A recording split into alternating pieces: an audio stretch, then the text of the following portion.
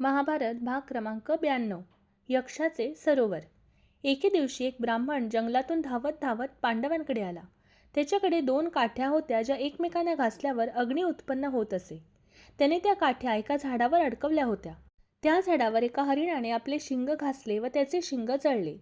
ते हरिण धावत जंगलात गेले. त्याच्या मागे पांडव निघाले. ते हरण क्षणाक्षणाला अदृश्य होत होते, कधी झाडामागे कधी दूरवर. थकून गेलेले पांडव विश्रांतीस बसले आणि नकुलाला पाणी आणण्यासाठी पाठवले. झाडावर चढून पाहताना नकुलाला एक स्वच्छ शांत सरोवर दिसले. पाणी निर्मळ व आकर्षक होते. तो सरोवराजवळ पोहोचला. त्याने विचार केला, आधी मी पाणी पितो आणि मग सर्वांसाठी घेऊन जातो. तहान अनावर झाल्याने तो पाणी उचलू लागला.